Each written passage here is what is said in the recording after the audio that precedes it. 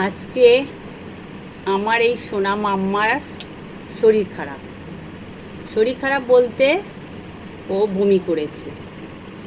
এত cat food খায় দিনে 4 বার 5 বার।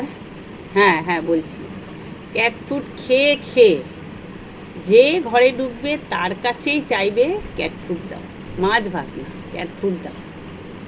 তো বসো, যাবে না, আজকে তোমার কথাটা বলতে হবে সবাইকে। মুখ দেখাও। ও তুমি খুব চালু, যেদিন তোমার ভিডিও করো তুমি মুখ দেখাবে না, তাই তো? তোমার নামে বলা হয় বলে। তো এত ক্যাট ফুড খেয়ে ফেলেছে, ক্যাট ফুড খেয়ে খেয়ে বমি করে দিয়েছে। সকাল থেকে শুধু ঘাস খাচ্ছে, ভাত খায়নি। আজকে আর ক্যাট ফুড খায়নি, কালকে সারাদিন অনেক ক্যাট ফুড খেয়েছে। আজকে ভাত খায়নি। বেলা 1:30টার সময় অল্প মাছ দিয়ে একটু ভাত খেয়েছে, কিন্তু ওতে পেট ভরেনি। তা আমি কি করলাম, একটুখানি হজমের ওষুধ আছে বমির, তো সেটা আমি ওকে খাইয়ে দিয়েছি। খাওয়াতে একটু পেটটা মনে হয় ভালো হয়েছে। তো এইবার খিদে হওয়ার পরে অল্প মাছ দিয়ে ভাত খেয়েছে। কিন্তু ওর ওই ক্যাট ফুডের যে নেশা, ওকে যতই ভাত দাও, দুপুরে 4টে হলেও ক্যাট ফুড দিতে হবে। কিন্তু এমতো অবস্থায় আমি কি ওকে ক্যাট ফুড দিতে পারি? এখন ওর শরীর ভালো না, ক্যাট ফুড খেলেই বমি করবে। কোনো রকম 2টো ভাত খেয়েছে, সেইটা পেটে আছে। তাই তো? হ্যাঁ, তা সেই ভাত 2টো নালে সেও বেরিয়ে যাবে।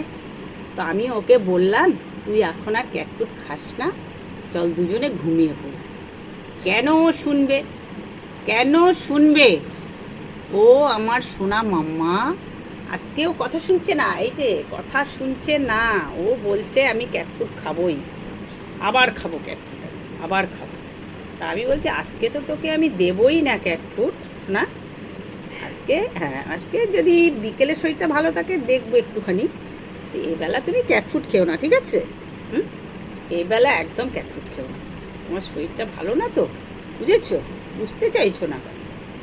তো এই হয়েছে ঘটনা। আজকে ওর ক্যাট ফুড বন্ধ, সেই জন্য ওর মন খারাপ। ওকে ক্যাট ফুড কেন দিচ্ছি না? কিন্তু ক্যাট ফুড খেলেই তো ও বমি করবে, তা সেটা কে পরিষ্কার করবে? বাবা তো ভীষণ বকবে। শুধু তুমি ক্যাট ফুড খেতে দাও আর বমি করে, কে পরিষ্কার করবে? তুমি কি পরিষ্কার করবে? না, তুমি তো পরিষ্কার করবে না, তাই না? তো এই হয়েছে ঘটনা আজকে।